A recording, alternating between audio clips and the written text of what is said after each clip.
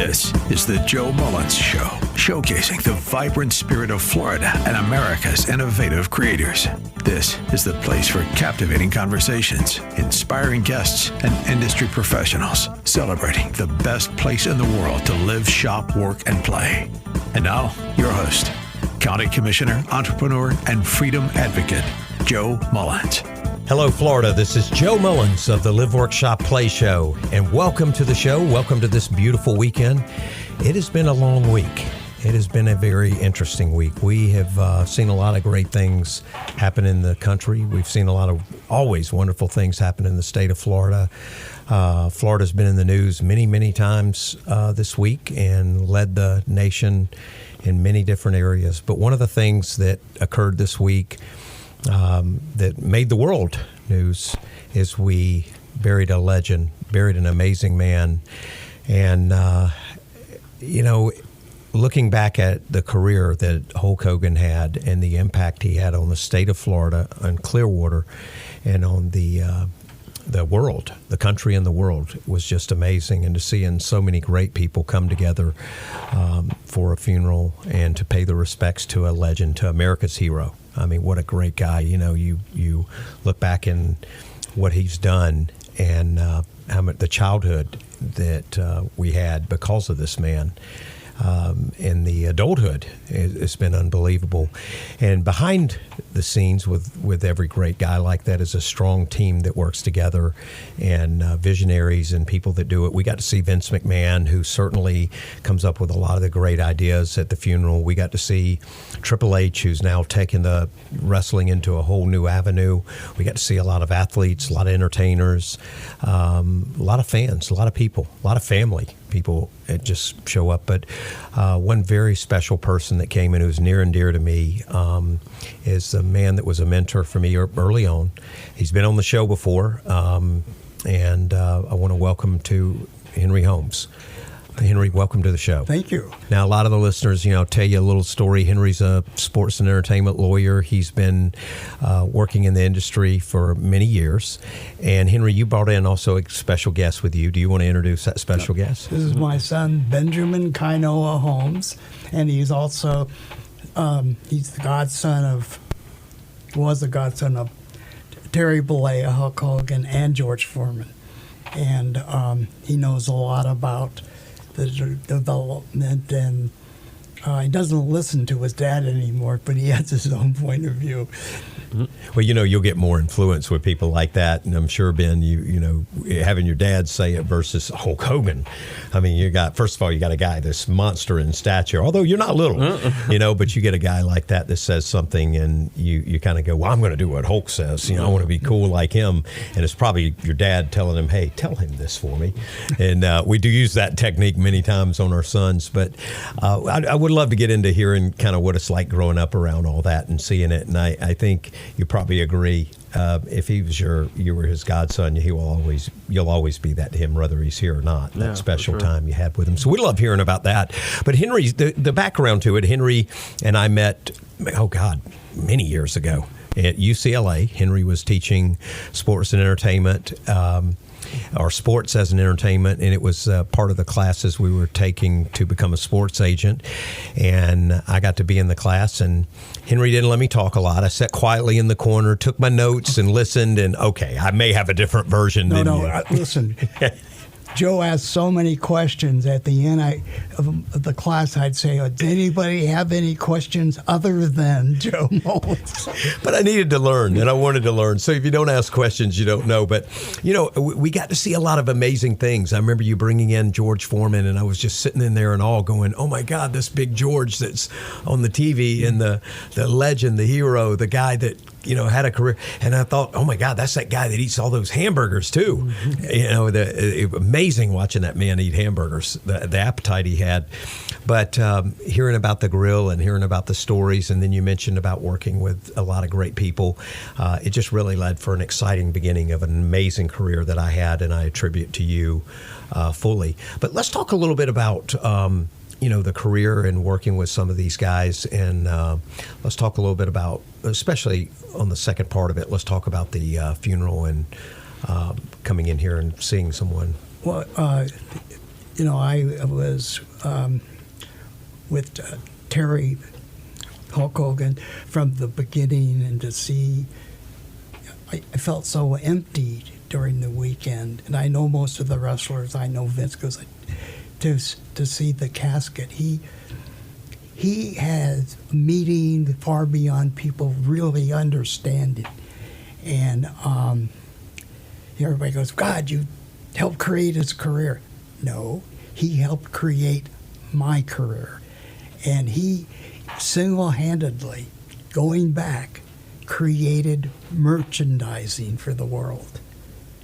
Because if you remember, everybody had venue. You could go to a fight and you could buy, a Mike Tyson doll, but nobody generally went on the internet. And Vince McMahon, to his credit, I hate to talk well about Vince McMahon because we had so many clashes, but they would have merchandise out in the audience, and that caught on, and Terry went out and marketed the little dolls and all and that pushed stuff. them. Yeah, he would wear them, bring them in, the shirt, that Right. bandana, the crazy things. But a lot of that, it's working with a lot of talent. You've seen a lot of talent, and Right. I've seen you work with a lot of talent. What do you think made you see it in him way before he even probably did, that he would have that gift?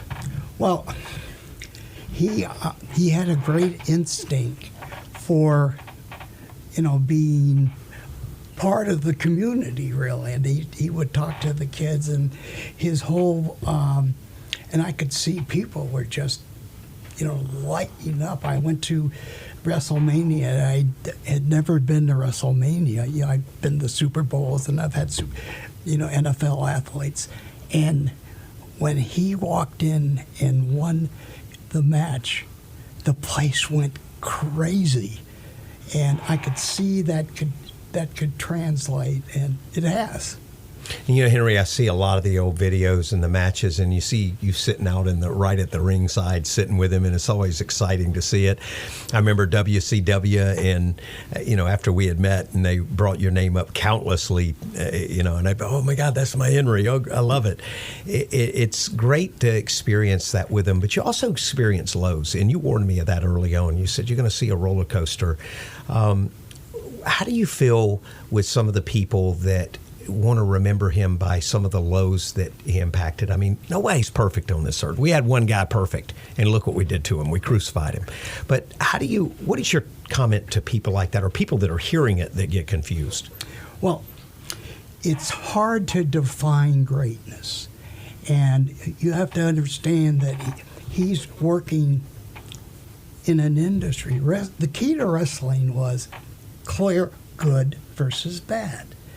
But as you progress, it's hard to keep current about what the good is and what the bad is. And yeah, of course he had lows. I think everybody that has feelings at some point has lows. But you can't measure him by the lows. And if you were there yesterday to see that coffin, to see all of the athletes that were there, and you feel what he created. And he was a good friend. Listen, I had lows too. He advised me on marriages, and he loved Ben. He was always calling to see how Ben was. But he was a caring guy that tried to keep going at the good, and that's really, really difficult. It is, and I agree with you wholeheartedly. I remind people, and probably say this, working with Junior Seau and seeing some of the greatest things he did, there were a lot of people that I think were very envious and jealous that he was able to do what he did and carry the career as long as he did, and they would highlight the negatives. And I remember my brother telling me one time, and really waking me up when I started getting attacked when I got into politics and stuff.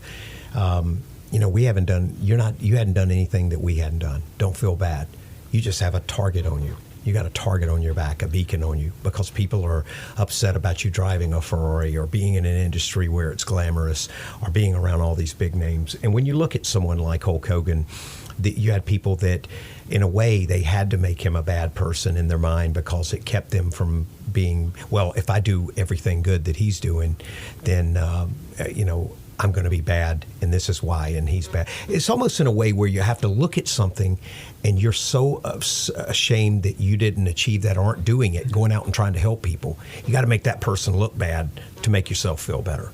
And I think that's what happens a lot of time in those situations, because you had a celebrity, a guy that was bigger than life for most of his life, if not all of it, that would turn around and stop and sign things for kids. Those are the stories we heard at the funeral. He'd stop.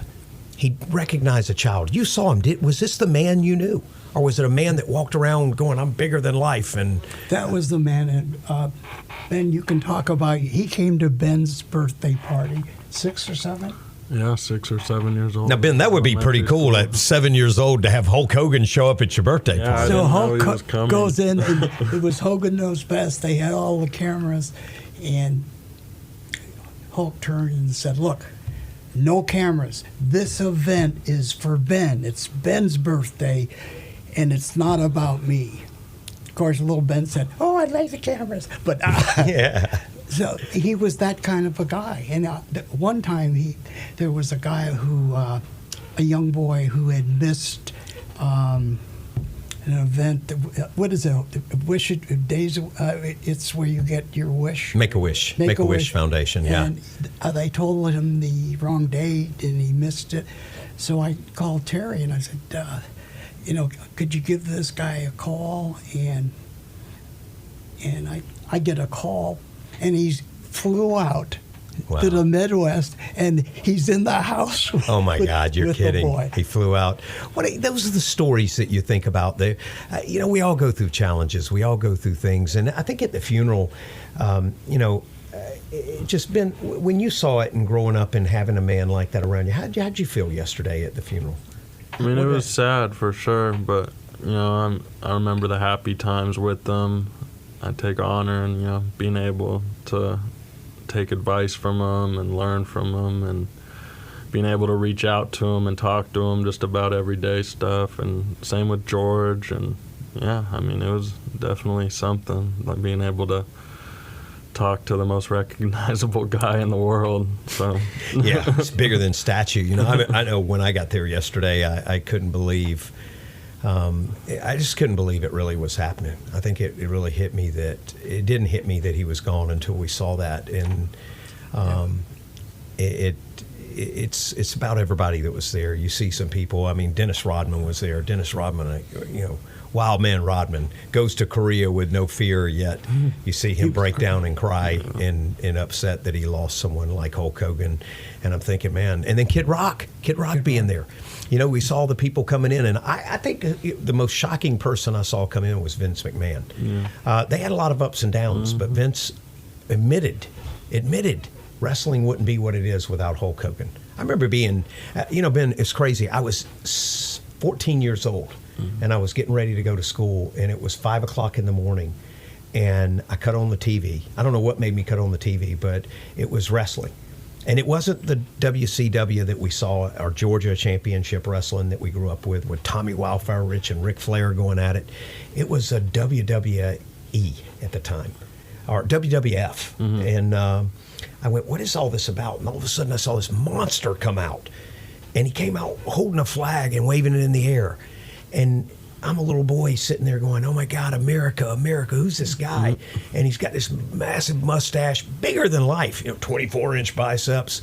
And he goes out and takes his sheet, this mean iron sheet, and he slams him to the mat and pins him, and the crowd goes crazy. And then I had to go to school.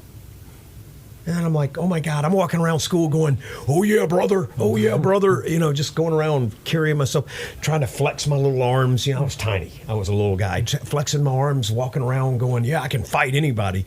Ready to go pick up the biggest athlete there and body slam him like he did Andre the Giant. Part of that childhood passed away, was buried this week. And that's what it felt like. Yeah, it felt that way for me. And who was the little boy that is in the commercials. And Yeah, Roe, the little boy that was there. Right. We met Roe, the little guy that comes in his shop and calls Hulk Hogan out. Great kid. Well, Ben was the Roe, and he was really little. Then, of course, he spam Musabis, and he got really, really big. But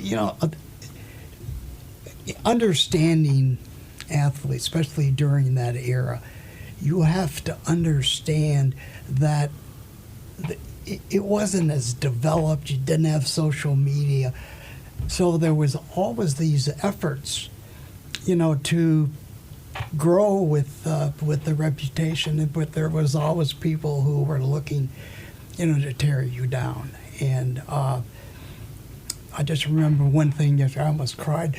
I'm on an airplane with George Foreman. He's now the new heavyweight champion, second, and with Terry, Hulk Hogan. And How did that plane get off the ground? God. So it was funny. We were going through our stuff, and I did well financially in my life, but I always took the little things from the hotel, the little Q-tips and all of that. So I said, "Hey, sorry guys." Hey. So Terry took the Q-tips and everything from the hotel, and George Foreman, and that was that era. Now they're Oh my God, that's so funny. You see that, and you see the era, and you go, it's part of what my mom did. You just did it. That era, and it's hard seeing it go. I don't think at that age I ever fathomed that we'd lose someone like him. I thought you just think he'll be around forever. Immortal. And we're talking about the amazing life and career of Terry Bollea, Hulk Hogan, and just not ever imagining him not being here. We're here in Tampa. We were in Clearwater. Henry was his manager and still is. He'll be his manager forever. You can't undo those things. And we've got men manager, here. Lawyer, Manager, and close friend. And close friend. That's the one thing that I'll say to you as an agent, and you didn't really warn me about this. Most people have clients and they come and go. When you work with these guys and you're in their lives like that, they become family to you. And their highs become your highs. You feel like you're there. And then when their lows hit, you feel like that. And it's nice to be able to help them out of it. But when they get so extreme and you know that some of this stuff's self-inflicted, some of it's could have been prevented, some of it is stuff you want to protect them from, and you just got to understand it.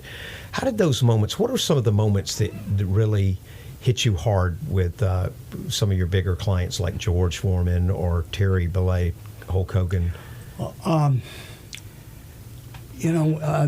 The problems that happened when they were big problems, and you're dealing obviously with the media and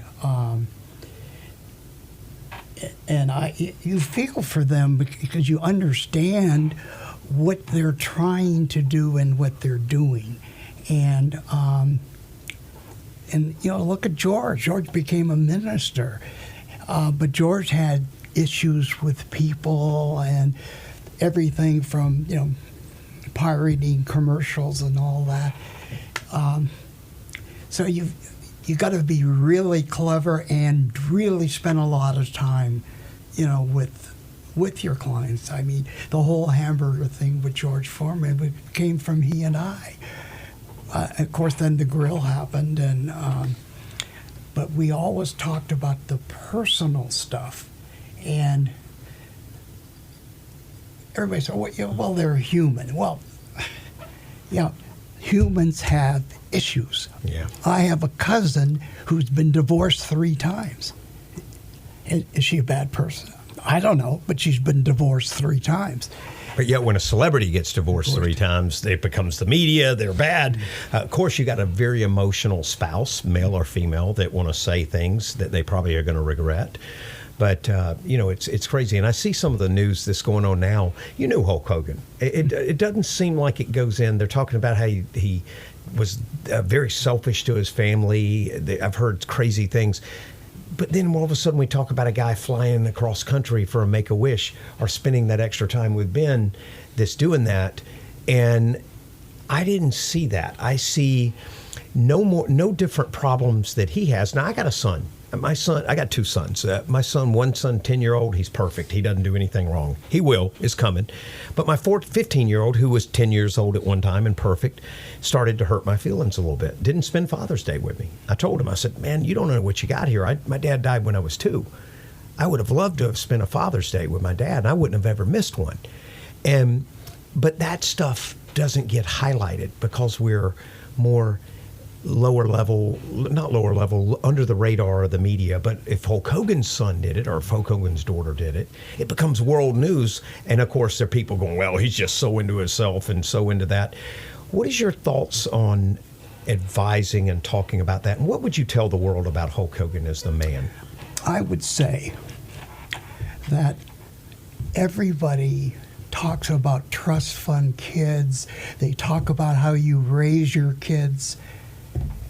Terry wasn't selfish with his family. He was trying to raise his kids in the right way. And, at a certain point in time, he would do everything for Nikki. But that wasn't good for Nikki. The same way, my son Ben, born into this, and there have been times when you got to get a job, and that was a lot with Terry. And as you get older and you get more famous, and you're trying to keep your.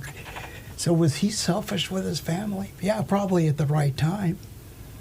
So I would ask those people, what do you expect them to do? Give each of the kids $10 million? And you think about with Nick's a great young kid, great guy. I always see him as a little son, that little cute kid on Hogan Knows Best, and then Brooke as well. But you also, that's one thing I tell my kids, I won't be around forever. And I need to know that you're going to survive without me. If I don't help teach you this and I die tomorrow, I've done you the worst. I've been the worst parent to you that you could have ever had. I've got to teach you to stand alone. And Ben, you come from a very successful, very ambitious father. Can you imagine? I mean, a lot of kids probably looked at you and said, "Oh, your dad's just he's rich. He does this. He lives in Malibu. You do this," but he's taught you a trade. Yeah. He's taught you to go out and do a business. He's taught you to go out. He's helped you. Yeah. But he's given you something that'll last a lifetime. Yeah. Versus giving him an inheritance. I mean, that's everybody goes, oh, Joe's kids are going to inherit all this, or Joe inherited all this. They don't realize I didn't know what I had until I was 20 years old, actually 25, and I didn't have a dad. I would have given every penny I got in my lifetime to have a dad, to have a role model, to have somebody that I could even be mad at. All I knew is it was not there. I didn't know what his voice was like. I didn't know what his demeanor was like. But you've had that, and you were in that realm watching him. My dad, I heard the memories of him, how great he was, but you've got to see it. What was that like being a kid growing up in that, and other kids, how did they treat you? I mean, I grew up in Malibu, so it was a little different. There was a lot of celebrities at my school, Yeah. But I did go to school in Bellflower, California. St. John Bosco. St. John Bosco, and played football there. So, I mean, it was different, having a dad that was a sports and entertainment lawyer that knew all these celebrities. Well, come on, you had Hulk Hogan show up at your birthday party. Exactly. I didn't have that. Henry, did you get that? Did he probably did show up at yours. No, that's he knew not fair. about the birthday, and he said, "God, what could I do for Ben?" But that was him. That was him. So stop everything and give back and do that. That's the kind of friend that you search lifetimes to find. But I think something also my dad taught me was, treat everyone with respect, treat everyone the same, and there's nothing different between you and someone that's less fortunate. So I mean, I was just the same as anyone else. I mean, I just had a couple people I could reach out to that we're celebrities. Guys, we're going to have to wrap up here, but I want to continue this, and I want to ask you, Henry, I know your schedule's tight. I know you got a lot going on, but I'd love you to come back on the station, and let's continue this as a part 2, if you would. So I would love to have you come on. Guys, say nice things about me. I'll say nice things about you. I promise I'm getting to them. I just got to think of them first, but I'm promising I'm getting to them. Guys, I want to thank you for joining us this weekend. Have a great weekend, and, just such a special man, Hulk Hogan, and what he did for our community, what he did for our nation, what he did for our state of Florida, and so many people around the world. Remember the chime.